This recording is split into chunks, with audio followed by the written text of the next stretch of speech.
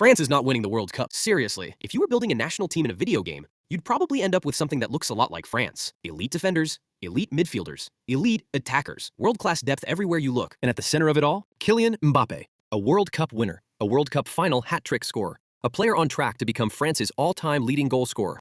So why are people worried? Why are some football fans starting to wonder whether France's biggest strength might actually be their biggest weakness?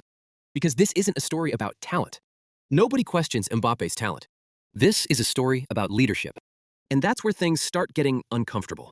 When people remember France's World Cup triumph in 2018, they remember him sprinting through defenses like somebody accidentally gave him a cheat code.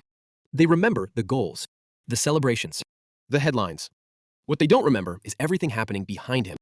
The running, the pressing, the sacrifice, the ugly work that never makes it into YouTube compilations. Think about Antoine Griezmann, creating space, linking play, tracking back, doing the work that helped everyone else shine. Then there was Olivier Giroud.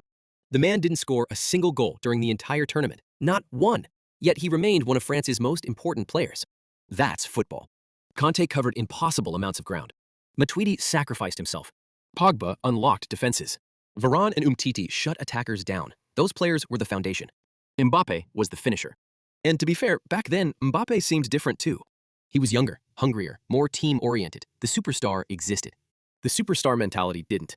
But lately, people have started noticing a shift, and one comment summed it up perfectly.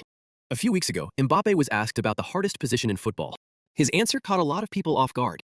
He suggested that center back was actually the easiest position on the pitch. Now imagine you're Raphael Varane. You spend years organizing defenses, blocking shots, winning aerial duels, helping your country lift the World Cup. Then one day, your teammate basically goes on camera and says your job is the easiest one in football. Yeah, that probably didn't go down too well. Because whether Mbappe intended it or not, it sounded dismissive. Not just toward defenders, toward the very players who helped make France successful. Entire football nations have built World Cup winning teams around great defenders. Italy is the perfect example. Defending isn't easy. It's brutal. One mistake and everybody remembers it. Play perfectly for 90 minutes and nobody notices. But the real issue wasn't the comment itself. It was what the comment revealed, a mindset. Because when you zoom out, you start seeing a pattern. And that pattern didn't begin with France. At PSG, managers often seemed to adapt to Mbappe instead of the other way around. When Thomas Tuchel tried to hold him accountable, the situation reportedly became so complicated that the manager ended up apologizing. A coach apologizing to his own player. Then came Luis Enrique. And unlike everyone before him, Enrique refused to bend. He demanded pressing, effort, defensive work, sacrifice. The same qualities that made France champions in 2018. The relationship never truly worked. Mbappe eventually left. And then something interesting happened. PSG stayed, Luis Enrique stayed, the system stayed, and suddenly PSG looked different. Players pressed, tracked runners, and worked for each other. Just 11 players pulling in the same direction. Which is why Gary Neville recently made comments that got football fans talking. Neville called Mbappe one of the most gifted footballers the sport has ever seen. But he also pointed out something many people don't want to discuss. For years, whenever PSG failed in Europe, somebody else got blamed. Managers, ownership, teammates, almost everyone except Mbappe. Then Mbappe leaves. And PSG finally reached the summit. According to Neville, that's not something people can simply ignore. Because greatness isn't just about numbers, it's about what happens around you. The greatest players elevate teams. They create cultures. They make sacrifices. And Neville's harshest criticism wasn't about Mbappe's goals. It was about leadership. He argued that Mbappe often behaves more like a dictator than a leader. Harsh? Absolutely. But then you look at certain moments and understand why people keep having this conversation.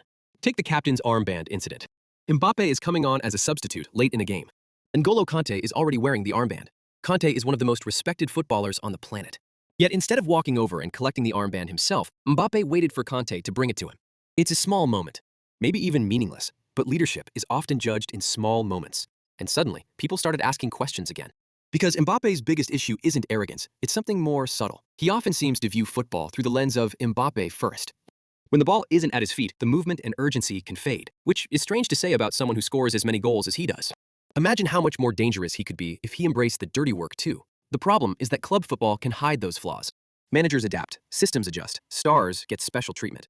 International football doesn't work like that. You can't buy a new midfield, you can't replace half the squad, and you definitely can't build a World Cup winning team around one man's mood. That's why France succeeded in 2018. The shirt was bigger than the star. But now Griezmann is gone, Giroud is retired, Kanté is nearing the end, the old guard is fading away, and for the first time, France belongs completely to Kylian Mbappe. His leadership and decisions. Which brings us back to Gary Neville's warning. Talent got Mbappe to the top of world football. Character will determine what happens next. Because World Cups aren't won by the most talented player. They're won by the best team. France has all the talent needed to lift another trophy. The question is whether they still have the sacrifice, humility, and togetherness that made them champions in the first place. If they do, Mbappe could lead France to another golden era. If they don't, the very player who was supposed to carry them to glory might become the reason they fall short. So what do you think? Is Mbappe simply misunderstood? Or is Gary Neville right to question whether France has become too dependent on one superstar? Drop your thoughts in the comments. And if you enjoyed this breakdown, hit like, subscribe, and stick around for more football stories that go beyond the goals and headlines. Because sometimes the biggest threat to a great team isn't the opponent standing across from them. It's what starts happening inside the dressing room.